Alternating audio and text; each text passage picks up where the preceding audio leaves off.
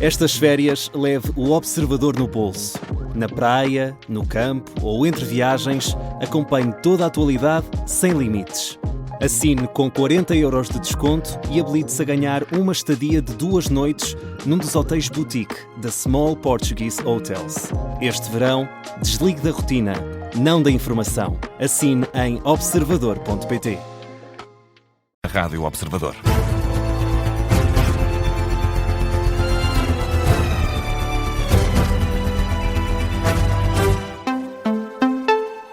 Jornal das 9, com a edição da Laura Figueiredo. E Laura, o Ministro da Administração Interna diz que se sente totalmente legitimado para continuar no governo, nega que tenha favorecido João Carvalho ou a empresa Constru Barcelos.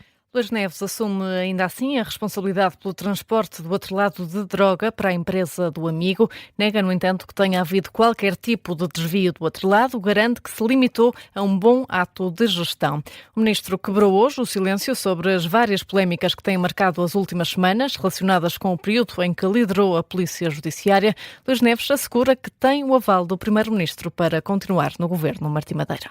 No Terreiro do Paço, na sede do Ministério da Administração Interna, Luís Neves preparou-se com um dossiê e fotografias para esclarecer todas as dúvidas sobre o caso do tanque e do atrelato. Uma conferência que era para ser ponto a ponto, acabou por perder a linha. Peço desculpa. Ficou combinado aqui e organizado entre vós que não se atrapalhavam uns aos outros. Portanto, não é possível. Na conferência de quase 50 minutos, apesar do bombardeamento de perguntas, Luís Neves procurou clarificar toda a situação. Sobre o atrelado, dá a garantia de que não houve qualquer benefício para ninguém. Não foi desviado qualquer bem. Não foi comprometida qualquer prova. Não foi beneficiado quem quer que fosse. E não há aqui qualquer ligação ao tráfico de droga. Não havia outra opção. O mesmo diz sobre o envolvimento com o empreiteiro João Carvalho. Quanto ao envolvimento do Sr. João Carvalho, não favoreci esta pessoa, não favoreci a sua empresa, não recebi qualquer benefício. Repito muito claramente, não poupei nem ganhei um cêntimo.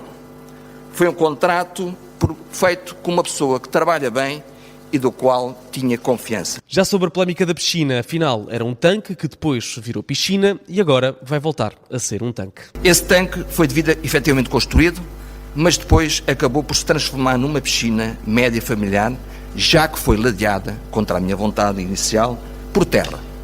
Não pedi licenciamento, pois eram intervenções de pouco impacto e monta na estrutura já existente e que não foi alterada. Quanto à entrega da declaração de rendimentos, Luís Neves explica que demorou algum tempo por considerar ser um risco. Notem que estas declarações põem, entre outros, as moradas, neste caso, de dirigentes policiais. No meu caso em particular, e quero enfatizar, que estive sob medidas de proteção e segurança, fui ameaçado juntamente com a minha família por máfias e delinquentes da pior espécie. Era um risco enorme prestar certo tipo de informações de caráter pessoal. Por fim, sobre a possibilidade de uma comissão parlamentar de inquérito, Luís Neves diz estar sempre disponível. Todos os momentos que existam para que seja esclarecida alguma dúvida, em toda a minha vida, estive sempre disponível e estarei sempre disponível para responder em todo o lado. O jornalista Martim Madeira, que esteve a acompanhar a conferência de imprensa do ministro Luís Neves. E em reação a essa conferência, André Ventura considera que o ministro da Administração Interna não tem condições, Laura, para continuar no governo e pede a intervenção do Presidente da República. O líder do Chega diz que nas declarações que fez, o ministro assumiu a prática de vários crimes, como, por exemplo, na confissão de que fez pagamentos em numerário de forma faseada acima de 3.000 euros. André Ventura afirma também que a conferência de imprensa de Luís Neves foi uma das piores a que já assistiu. Esta foi uma das conferências de imprensa mais sofríveis dos últimos tempos. Mas também acho que foi das mais sofríveis para a nossa democracia enquanto democracia. E a forma como alguém, de forma absolutamente ostensiva, quase com tiques de impunidade e de soberba, fazia declarações sobre coisas graves e sérias de forma absolutamente rudimentar, autoritária, respondendo ao que queria e não ao que era perguntado. André Ventura pede agora a intervenção do Presidente da República. Considera que se perdeu uma oportunidade de dar um sinal diferente. O Governo que perdeu uma oportunidade de decência. Permitam-me isto, que não é de nenhuma conversa. É mesmo só uma intuição que tenho. Acho que o Presidente da República deve estar arrepiado, depois de ouvir esta conferência de imprensa. A reação de André Ventura, que volta a pedir a saída do Ministro da Administração Interna. E antes da conferência de imprensa de Luís Neves, o líder do PS esteve reunido com o Primeiro-Ministro e diz que Luís Montenegro deve avaliar precisamente a continuidade do Ministro. José Luís Carneiro falou aos jornalistas na sede nacional do PS e praticamente ao mesmo tempo em que decorria a conferência de imprensa de Luís Neves. O líder socialista explica que transmitiu a Luís Montenegro preocupação perante a fragilidade do Ministro. A nossa grande preocupação é mesmo a da salvaguarda das instituições democráticas e, por isso, transmiti ao Sr. Primeiro-Ministro que, no meu entender, a autoridade política do Ministro da Administração Interna está fragilizada. Estes factos fragilizam a autoridade política daquele que é o titular da administração interna, ou seja, que tem a direção das forças de aplicação da lei. O PS não pede a demissão do Ministro, independentemente da avaliação feita por Luís Montenegro e pelo próprio Ministro da Administração Interna. O líder socialista continua a defender que Luís Neves seja ouvido na Assembleia da República o quanto antes. E Laura, entre os outros partidos com representação parlamentar, há uma ideia unânime: as explicações do Ministro são insuficientes. Para a Iniciativa Liberal, Luís Neves continua sem autoridade para se manter no governo. O partido vai levar o assunto ao Presidente da República. Mariana Leitão considera que o Ministro da Administração Interna não tem condições para desempenhar o cargo. Não há, de facto, condições de responsabilidade, inclusivamente, de autoridade e até mesmo de adequação ao cargo de Luís Neves neste momento e como é óbvio, esta é a nossa posição e é isto também que iremos levar ao Sr. Presidente da República. Já o PCP, pela voz de António Filipe, considera que continuam pontas soltas por explicar, quer que o Ministro seja ouvido na Assembleia da República. As explicações foram dadas hoje, não substituem a necessidade de, na Assembleia da República, o Ministro da Administração Interna ter de se submeter às questões que sejam colocadas pelos deputados. E o deputado Paulo Moacho, do LIVRE, espera que o dossiê mostrado pelo Ministro durante a conferência de imprensa seja disponibilizado ao público. O Sr. Ministro deu muitos desses esclarecimentos hoje e, enfim, tinha também na sua posse um dossiê com várias documentação que vamos esperar também, no fundo, que seja divulgada e que os jornalistas também possam fazer esse trabalho de escrutínio sobre se aquilo que está na documentação corresponde àquilo que foi dito pelo Ministro e entendemos que isso, se acontecer, é positivo. Reações dos partidos nos passos perdidos da Assembleia da República. Também o coordenador do Bloco de Esquerda falou. José Manuel Pureza considera que as explicações do Ministro são insuficientes e exige documentação que comprova a versão apresentada por Luís Neves. E do lado do Governo, Hugo Soares afirma que as explicações do Ministro da Administração Interna foram elucidativas e acusa Laura a oposição de nunca estar satisfeita. Reação do líder parlamentar do PSD, depois das declarações de Luís Neves aos jornalistas sobre as decisões tomadas enquanto diretor da Polícia Judiciária. Foi, dizia, elucidativa, respondendo tal qual ele se comprometeu, ponto por ponto, às questões que foram levantadas e, de resto, às questões que os seus jornalistas lhe colocaram nesta conferência de imprensa. É evidente que o país não espera que, para a oposição, esta conferência de imprensa tenha respondido a todas as perguntas. A oposição tem sempre mais uma dúvida, tem sempre mais uma questão e acha sempre que ficaram pontas soltas.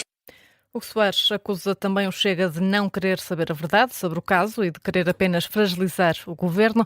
Diz que para o partido de André Ventura o interesse partidário está à frente do interesse nacional. Mudamos de tema e voltamos a ouvir André Ventura. O líder do partido Chega confirma que a Polícia Judiciária pediu imagens do gabinete antes de este ter sido vandalizado e defende a segurança mais apertada na Assembleia da República. Em declarações na sede do partido, o líder do Chega diz esperar que se apure aquilo que aconteceu. Afirma que a PJ está a efetuar diligências nesse sentido. A Polícia Judiciária continua a fazer as diligências para tentar saber o que é que aconteceu. Acho que todos temos que saber o que é que aconteceu e porque é que aquilo aconteceu e de que forma. Acho que têm que ser recuperadas as coisas que desapareceram. De facto, uma das questões foi a possibilidade de ter imagens anteriores ao sucedido do gabinete e também saber se as pens que tinham desaparecido tinham sido colocadas alguma vez no computador do gabinete. André Ventura diz ter falado com o Presidente da Assembleia da República sobre as medidas de segurança. Considera que devem ser reforçadas em todos os gabinetes. Ontem, o Presidente do Chega divulgou um vídeo onde alegava que o seu gabinete tinha sido invadido e vandalizado. Aos jornalistas, André Ventura diz que desapareceram documentos relacionados com o Primeiro-Ministro e também com a Comissão de Inquérito ao Ministro da Administração Interna. E Laura, o incêndio em Valpassos, no distrito de Vila Real, já atingiu casas e obrigou à retirada de moradores na localidade de Val das Telhas.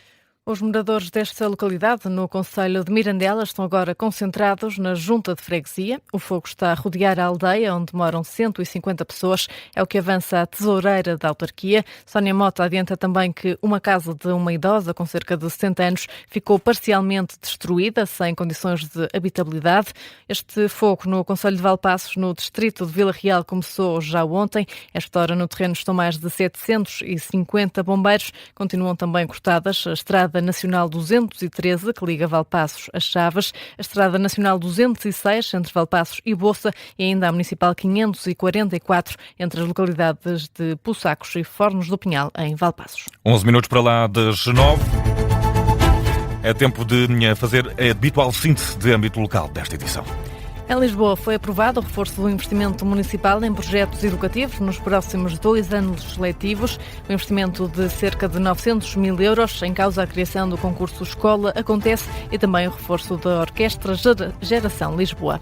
A Câmara Municipal do Seixal adquiriu 4 viaturas ligeiras de passageiros 100% elétricas. O investimento é de 126 mil euros e pretende reforçar a capacidade do município. De acordo com a autarquia, as novas viaturas vão contribuir para uma resposta mais eficiente e próxima das necessidades da população. O município de Aveiro está a reforçar a prevenção de incêndios com uma intervenção em 78 km de caminhos rurais e florestais. A autarquia pretende melhorar as condições de acesso e reforçar a capacidade de resposta dos meios de vigilância, socorro e combate em casos de emergência. As intervenções integram a Estratégia Municipal de Prevenção e Defesa da Floresta. Em Orém foi assinado o auto de consignação da empreitada de reparação da rede viária nas freguesias de Gondomaria, Olival e Alboritel. A intervenção destina-se a recuperar os danos provocados pela tempestade Christine, tem como objetivo repor as condições de circulação e segurança nas vias afetadas. No Cadaval, a Associação Nacional de Mediação e Arbitragem Fundiária vai promover a instalação e a organização do Centro Nacional. O futuro centro destina-se a cidadãos, empresas, agricultores, investidores e entidades públicas. As intervenções vão abranger conflitos relacionados com matérias como a propriedade e uso do solo. A Sociedade de Transportes Coletivos do Porto vai ajustar os horários de funcionamento da rede àquilo que chama a dinâmica habitual do verão. Os novos horários entram em vigor já a 3 de agosto. A empresa pretende reforçar a oferta para as zonas balneares e responder ao aumento da procura nesta época do ano. Notícias de regresso às 9h30, também com a edição da Laura Figueiredo, que já a seguir nos traz a edição desta quarta-feira da Guerra Traduzida. Laura, até já. Até já.